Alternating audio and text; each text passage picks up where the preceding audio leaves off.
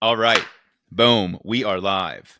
Hello and welcome to an exciting edition of the Tribal Training Podcast.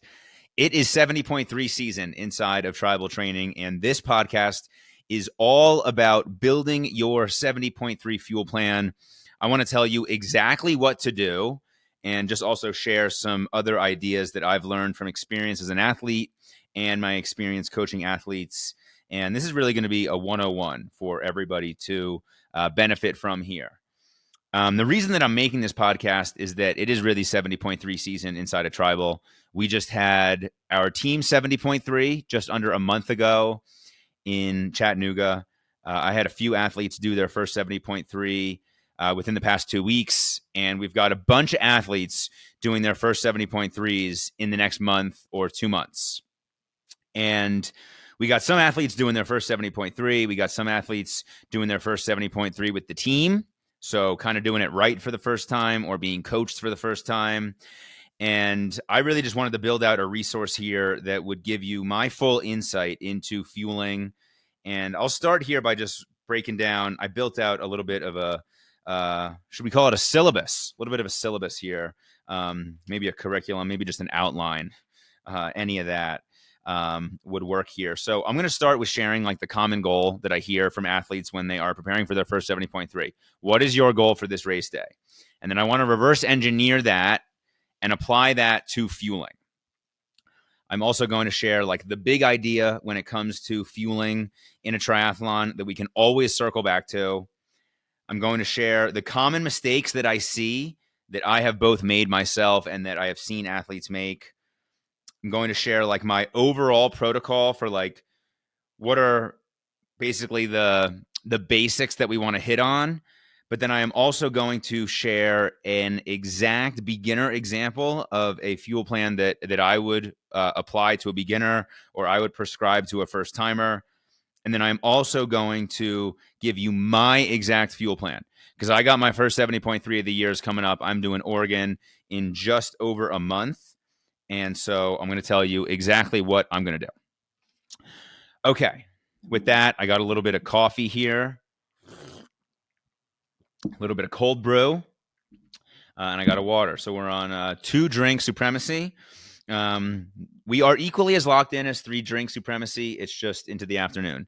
And I'm cheating on my systems a little bit here because I'm having a coffee, but I'm recording a pod. So who cares? Let's let it rip. Okay. Common goal. Let's just start here. So usually if somebody is doing their first 70.3, they might not have a specific time goal. Sometimes they do, sometimes they don't. That's great. Doesn't really matter. The most common goal that I hear is that I want to finish strong. And finishing strong is completely dependent on how well you fuel in the race. Like in the 68th, 69th, 70th mile of a 70.3. Fitness doesn't really matter at that point. It's going to impact how fast you're going. But in terms of your feel, it is 100% based on how well you're fueling and how well you have fueled throughout the whole day. And that brings us to the big idea of triathlon fueling is that fueling on the bike is all about setting up the run. That is what it's all about. You can go out and you can go ride for 2 hours. You can ride for 3 hours, 4 hours, and you can really undercut your fueling and be kind of okay, right? The bike is low enough impact. Your heart rate is generally low enough that you can survive going on long rides without fueling well.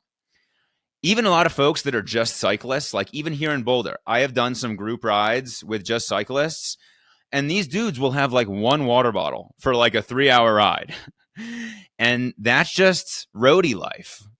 But when you're being a triathlete and you're about to go run off the bike, like it is a totally different story. So when we're thinking about fueling on the bike, we need to just know that this is totally for the run. We're going to get some benefit on the bike for sure. But the idea is that we've got, at a bare minimum, about a 90-minute run coming up, probably a 2-hour run. And if you're a first timer, this could be leaking towards 2:30 or longer. And that is a huge effort 4, 5, 6 hours into the race. So how we fuel is totally going to impact how that goes for us. So let's again connect that to the common goal. If your goal is to feel good to finish, you really just can't be overlooking your fueling on the bike. Like, you just think you're magically going to feel good at the end of a run out of nowhere. Like, it's all about how well you fuel. Now, before getting into the exact protocol, I want to share some common mistakes that I see. Number one mistake is using new fuel on race day that you have not practiced with in training. Now, I also want to share an evolution of my mindset as a coach when it comes to this, because I used to really be on guys' case about practicing their fueling so that they could keep their gut happy on race day. And I actually don't think that that is the most important part of practicing fueling in training anymore. I used to be like on guys like, hey, you don't want to have gut problems, right? So you want to get the body used to whatever you're consuming in training so that on race day, your GI stays good. And of course, that is still important. But what I have learned through reps coaching is that when guys use new fuel on race day, they just end up under fueling because there's too much new shit going on. There's new math calculations they're having to do on the fly. There's new operations related to whatever the packaging is. If they're just grabbing some gels, some bars, some blocks, all this other shit, there's too much new. They're very possibly going through aid stations for the first time. And they're also trying to put out like the best bike ride of their life. Right. So it's not so much that the gut blows up when they have new stuff. It's that having new stuff has them thinking too much and doing too many new things, making too many new decisions. Right. And race day's got its own challenges. So we need to be able to just throw the fueling on autopilot. And that really is going to allow us to make sure that we get enough. So that's the number one mistake that I see, is just they're doing new things on race day. And I've laughed with some athletes before because, you know, there is some type of Jesus take the wheel mindset when it's like, holy shit, I've been practicing and training all this stuff, but I'm kind of freaking out about this race, and hopefully this new product's going to save me, right? Like that thought comes in, and I'm not going to lie, I've had that thought before. But you got to get back to your process and have faith in your training and what you've practiced with. Now, I'm going to connect that to the second common mistake that I see, and that is guys mailing in the last hour of fueling in their long bike rides in training. So I've had an athlete, I was talking with him this past week, and he did all the 3-hour rides, right? He even got up to 4 hours on his training rides ahead of his first 70.3. And he would get decent fueling in for the first hour and the second hour, but by the third hour, he'd kind of be like, hey, I'm kind of wrapping it up, you know, have a little bit of this, a little bit of that. And he would not be as intentional with it. And again, back to one of the earlier points, like if you're just road riding, you can survive with that. You're going to be able to finish that ride and it's not the end of the world. But if you're expecting to then go run off the bike, like you're in for a world of hurt if you are dialing back the calories towards the end of your ride. And so to pair both of those together, I would just say, like, listen, these 3-hour rides in training, like this needs to be practiced time with fueling. And you'll work through, you know, your own little troubleshooting and training. But these are really your opportunity to be like, hey, I've got 3 hours on the bike here. My ride is going to be around 3 hours in the race. I'm not just winging these training sessions and saying, hey, you know, this is a common quote that I hear. Oh, I was just going to have a couple of gels. Right? And this brings me to, I have 4 common mistakes here. Number 1 was new fuel on race day. Number 2 was mailing it in the last hour of your long rides. And this is bringing me to number 3, right? I hear guys all the time say, oh, I was just going to have a couple of gels. The third mistake that I see is too much reliance on gels and chews and blocks and stuff like that. Gels are pretty much always 100 calories.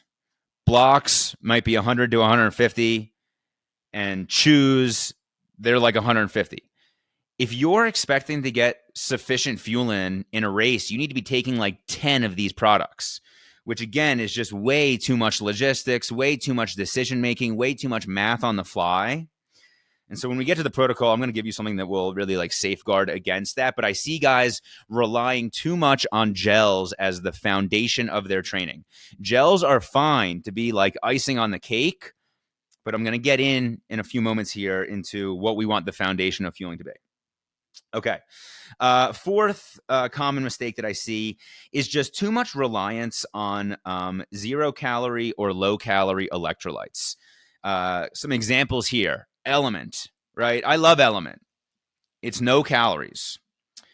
The Scratch hydration mix, the standard Scratch, that's 80 calories in a serving. That's low calorie. Go One More Sport. People love the BPN products. That's the same as Scratch. That's 80 calories. Liquid IV, that's 45 calories, right? These are nice little things that can be kind of icing on the cake, same kind of idea as the gels, but they are not sufficient calorie sources. And we'll get right into the protocol here in a second. I'm going to add one more thing before telling you kind of the overview of the standard protocol that I'd use and why that stuff is not super important, right? Why it's not super important to get a bunch of electrolytes from Element and from Go One More Sport and from Scratch Hydration and Liquid IV. There's other ways to tackle these problems. Okay. So we went through the common goal. Let's circle back real quick here. We want to make sure we're staying on track. Common goal is that I want to finish strong. Finishing strong is all about staying well fueled and managing the effort. The big idea, the overarching big idea on triathlon fueling is that fueling on the bike is all about setting up the run.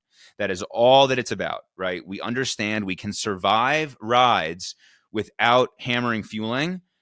And that can sometimes be a trap, as we're getting back to some of these common mistakes, is that sometimes athletes aren't intentional enough and disciplined enough to really fuel well for the entirety of their long training rides, their 3-hour rides, their 4-hour rides.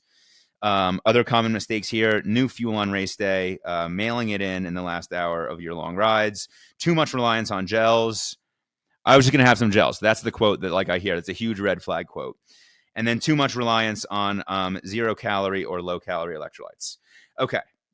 So I want to give you a pro tip here on understanding if you're fueling well in training. So let's say that you've got a big 3-hour ride, 4-hour ride, something like that, right? One of your big sessions heading into a 70.3. You can gauge how well you fueled that effort by how you feel 2 to 4 hours after that effort. So let's think about pretty much standard Saturday morning ride. You go out at 8 and you ride until about noon. Monitor and pay attention to how you feel at 2 p.m., 3 p.m., 4 p.m., right? This is going to be the sign of, did you give your body enough resources for the demand that it just put out?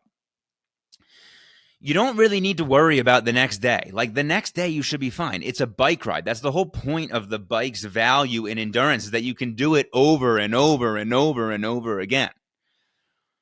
And by the time that you've had dinner, you've hopefully had a good night's sleep, you wake up and you have breakfast, that next day, no matter how crushing that bike ride was, you should be fine, relatively speaking, right? But if you do a big-ass bike ride on a Saturday morning, Saturday afternoon, you're going to be hurting, right? Are you low energy when you're out running errands with your family? Are you exhausted when you're trying to play with your kids? Is the only thing on your mind, I want to go lay on the couch?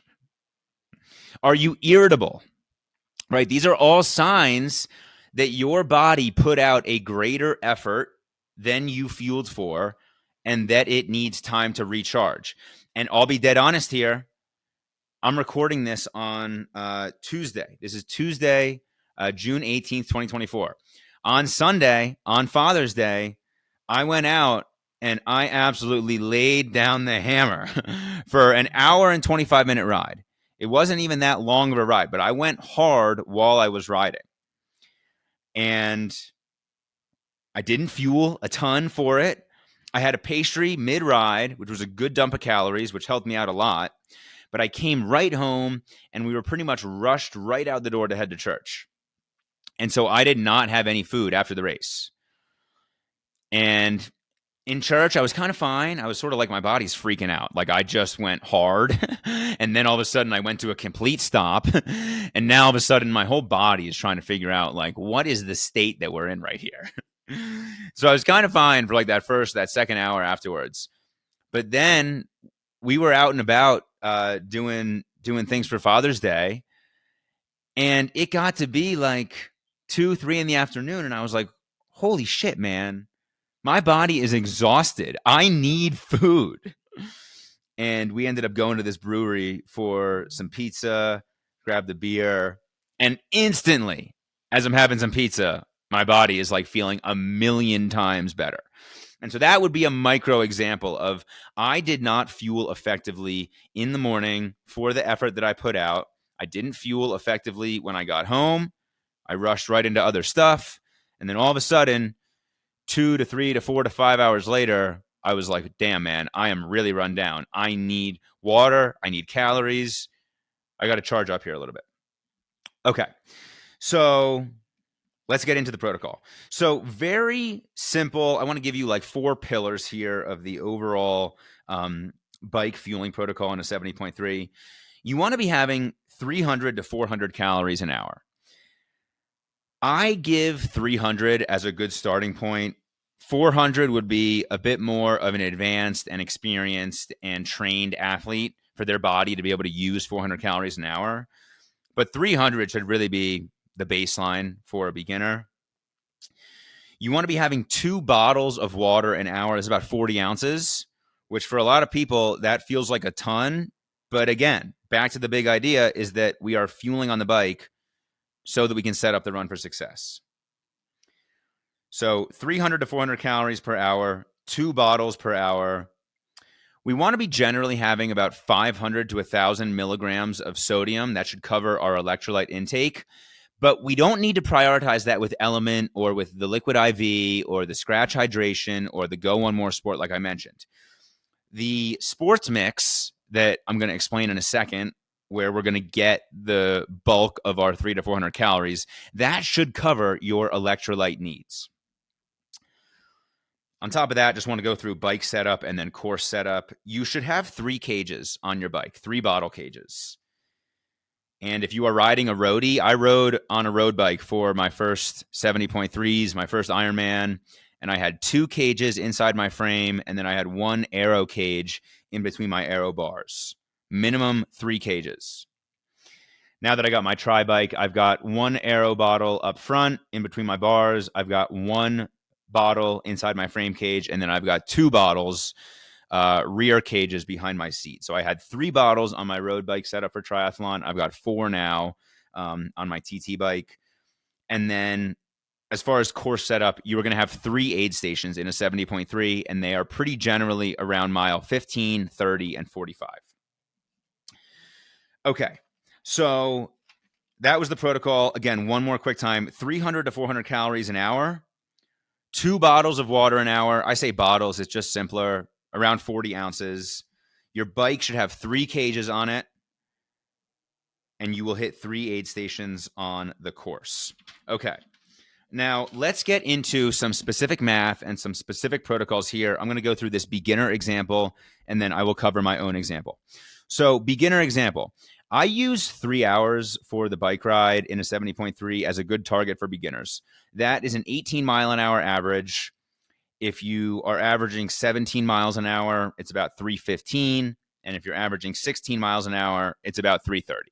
So if you're a first timer, it'd be great if you're down in the 2s, right? But for the average person, it seems like 3 hours is a good target, and 3 to 330 is a good expectation of where they'll come in. I'm going to use the 3 hour number here for this example. So 3 hours, that's 18 mile an hour average. And we already spoke about 300 calories an hour being the baseline, right? So that's 900 calories. So that is what we're looking to solve here. How do we get 900 calories in on the bike? Now, I want to connect this back to some of the common mistakes that I mentioned earlier. Oh, I was going to just have a couple of gels. Well, if gels are 100 calories and you need 900 calories, you got to eat 9 gels on the bike. Could it work? Sure. Is it a lot of logistics? Is it a lot of remembering? Is it a lot of operational stuff, opening up the gel, all that jazz? Yeah, it's a lot. So what I encourage guys to do is to tackle 600 of those 900 calories with a sports mix. This could be the Scratch high carb mix, not the standard Scratch hydration, Scratch high carb. It could be Tailwind or the team mix. We have got a team blend from a company called Infinite, right? And all of these companies, their general serving will be around 300 calories. I got a travel pack here, a single serving of Tailwind. It's 200, right? So I'd want to make sure that I got that up to 300 as I'm thinking about the servings. I think that the Scratch high carb mix is actually 400. So you're going to have to do a little bit of math on this stuff. But the idea is that we want 600 of those 900 calories coming from our sports mix. Now we are going to evenly distribute that and put 300 calories in 2 different bottles. So let's think about my road bike setup, right? For the first 70.3 that I did, 300 calories in one frame cage, 300 calories in the other frame cage, and then I am leaving the Aero bottle up front for just water or just water with electrolytes. I would say that at the start of the race, if you want to have that Aero bottle loaded up with an element, that would be a fine time to do it, but you don't need to be like adding in element throughout the race. So that's the idea. I'm going to go through setup here and then we'll talk through aid stations in a second, but that's the simple idea. We need 900 calories overall and 600 calories are coming from sports mix. We've got 300 in one bottle and 300 in the other bottle. Now, to get the remaining 300 calories that we need to get us up to the 900, that is where you can add in gels, chews, bars, solids, honey stinger waffle, whatever, right? But we want to minimize the calories that we need from those sources where they are smaller amounts of calories per package, right? Gels are about 100, chews, blocks, whatever, those things are like 100 to 150. Bars could be anything, right? I'll get into bars in a second. Sometimes bars are upwards of 400 calories.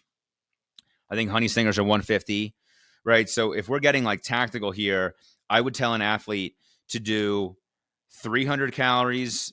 My preferred sports mix is Infinite, but you have to order it through the website directly. So a lot of times guys will just get Tailwind because you can get that on Amazon. That's fine. I would say 300 calories of Infinite or Tailwind in one frame bottle, 300 calories of Infinite or Tailwind in the other frame bottle. And then I would say, for example, 2 honey stinger waffles. That would get you an additional 300. They're 150 each. And now all of a sudden, boom, you're at 900. Now, I want to give some quick protocol here on aid stations. So I already mentioned, right, that we want to be having 2 bottles an hour. And if we're going for 3 hours, that means we need 6 bottles, right? So guys are like, holy shit, how am I going to get 6 bottles down? Well, I already said 3 cages on your bike should be standard. So you're starting with 3, and then you go through 3 aid stations. So every aid station, you just get a new bottle. And as I would guide an athlete through this exact example, I would say you should finish one of your 300 calorie bottles that has Tailwind or Infinite. You should finish one of those by the first aid station. I tell guys to use just throwaway bottles for races. You can get them at the Play Try store at the Ironman Expo. They're like $5. You get to the aid station, you've downed the 300 calories, you toss the bottle, you get a new water bottle from the aid station, and you repeat that process throughout the race, right? So by the second aid station, then you want to have down the second bottle that had the 300 calories. You toss that one, you get another bottle, and then for the final hour-ish of the race, you could do the solids, right? Or you could ration the liquids and the solids evenly throughout the whole 3 hours. Whatever you want to do is totally fine. But the whole idea is that you need to be getting a new bottle at every aid station. And you want to be hitting 300 calories an hour, 2 bottles an hour, boom. You're locked in. And then we're connecting this all back to the beginning, right? Because you said, dog, you listening to this. You said, I want to finish strong. Well, I'll tell you, one of my athletes, he had a solid race. He had a really solid overall race, first 70.3, Big time success. He checked all 3 boxes for me for a first timer. Number 1, he loved the experience. Number 2, it was the hardest thing he'd ever done. Number 3, he signed up for his second 70.3 just days after this race. Boom. That's what I love to see. But tactically, he wants to get a lot better on the run. And the reason that his run was a grind was that he only took in 300 calories on the bike. And why did he only take in 300 calories? Well, he was doing new fuel on race day. He was having a hard time getting it down. And the logistics of it all just became too much. And he just defaulted to having only water. And that wasn't enough for the run to be fueled well. The other thing that I would layer in for that specific athlete as he gets into his second 70.3 is that we need to get better at troubleshooting on the fly, right? Get to the aid station, take gels, right? Take bananas, have some of the Gatorade that they give out. Like if the stuff that you have is not working, you need to troubleshoot on the fly, because just because your tailwind's not going down well, that doesn't mean that your body is going to survive well without the calories that it needs, right? We already said it needs 300 to 400 calories an hour. And if you're taking in a third of that on the bike, that run is going to be a hard time. Okay, let me make one more note here on aid stations before I get into my exact protocol. So aid stations. So, if you don't care so much about time, I think it's totally okay to stop at aid stations, pull over to the side, make sure that you get the new water. You can use the bathroom there if you want. Like, that's not a huge deal. But if you consider yourself, a bit of a performance-focused athlete, doesn't even need to be fast performance. Just like if you are well-trained and you want to push and you want to see what kind of time you can throw down in this thing, there's no need to stop at aid stations. You can roll right through. You can get a bottle on the fly, and then you can pee on the fly as well. You should be peeing one time at least in a 70.3. 2 is great. 3 might be a little bit overhydrated. My advice for peeing on the fly is wait for a descent, stop pedaling, pick your ass up out of the seat a little bit, and do your best to relax your pelvis and your lower body, and just let the pee run down your leg. It's not that big of a deal. One other pro tip that I would give on aid stations. So when you roll through an aid stations are about 100 yards long, something like that. And they'll have water bottles, then they'll have Gatorade bottles. Then in the center, they will have gels and bananas. And then they will have another section with Gatorade and another section with water. And there will be trash dumps before and after all of that. So what I tell athletes when they're rolling through these is, you want to grab one water in the beginning, get that full water, lock it into your cage, the one that you just tossed the empty bottle from. Roll through. If you need to grab something else, go for it. But there's another water at the end, and you can grab that water and you can just slam like half of it in real time. I just view that as hydration insurance. You can drink half of it. You can dump some on your head, on your neck, on your back, try to cool off a little bit. Or you could squirt it downstairs and rinse off a little bit if you had just peed prior to that aid station. Okay, so let me wrap here with my exact protocol, what I will do for Oregon 70.3. So this will be my second year doing Oregon 70.3. I did quite well last year. I did the bike in just under 2:30. So I was moving a bit, 22 mile an hour average. And I'm looking to do something quite similar here this year. For me, I'm going to be looking to hit that 400 calorie an hour number. So 2 hours and 30 minutes, that would be 400 calories in hour 1, 400 calories in hour 2, and then 200 calories in that final 30-minute window. That gets me to about 1,000 calories, which is very similar to what I just outlined for the 3-hour first timer at 18 mile an hour average, looking for 900 calories. For me, where am I going to get 1,000? Well, I'm going to walk you through the exact protocol that I just described. I'm going to have 2 bottles that have 300 calories of Infinite each. That's going to get me to 600 calories. And then I'm going to have 1 Bobo bar. And Bobo bars are pretty calorie dense. So that's going to be 370 calories for me. And that gets me to 970. I will very likely grab a caffeinated gel at an aid station to top that off and just give myself a touch of a surplus there. and a smidge of caffeine. But overall, like, that's super simple. Now let's compare that to somebody who's like, oh, I'm going to have 3 gels, 3 honey stingers. I'm going to do a thing of chews, and then I'm going to have some blocks. Oh, I had some Gatorade too. Like, it's so confusing. You lose track of the math, right? And all of a sudden, because you lose track of the math, you underfuel. And so for me, I want the majority of my fueling foundation coming from Sports Mix, 600 calories. And then I'm very simple with what the remainder of those are. 370 coming from a Bobo bar, and I'll treat myself to a caffeinated gel. That's going to be 100 calories to top it off. So we're going on about 30 minutes here. Hopefully that clears things up for you. Again, the common goal is that I want to finish strong. Well, if you want to finish strong, don't deceive yourself and think that that's coming from anything other than fueling well and hydrating. The big idea is that fueling on the bike is all about setting up the run. The common mistakes: using new fuel on race day, which is more of a problem that you end up under fueling with that. Reversing that back to training is mailing it in the last hour of your 3-hour rides, or just not taking it seriously, fueling for those rides in general. Too much reliance on gels, right? I just described a couple of times, 7 gels. Like, come on, man, let's go. You're not going to be able to keep up with that. You're trying to do the biggest effort of your life. This is going to be the hardest. That's undeniably, no matter what performance you have, your first 70.3, this will be the hardest thing you ever did. This will be the hardest thing you've ever done. So you got to simplify the decision-making throughout it. And then too much reliance on the 0-calorie element or the low-calorie liquid IV, scratch hydration, go one more sport. Come on, let's evolve here to full calorie mix. The recovery pro tip is that you want to observe how you feel 2 to 4 or 5 hours after your ride, not the day later. The day later, you should be fine no matter what. Let's go. Overall protocol is 300 to 400 calories an hour, 2 bottles per hour. That's 40 ounces. And I did throw in there 500 to 1,000 milligrams of sodium, but that should be covered in your sports mix. The Infinite mix, that's the team mix, it has over 700 milligrams of sodium. Like, that's plenty.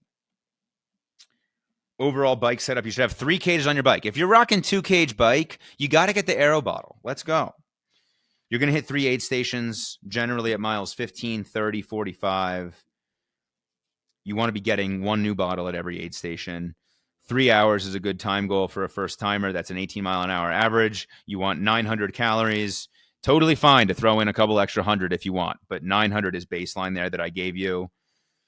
You start with 2 bottles, 300 calories in each bottle, and then the Aero bottle is going to have just water or water with electrolytes.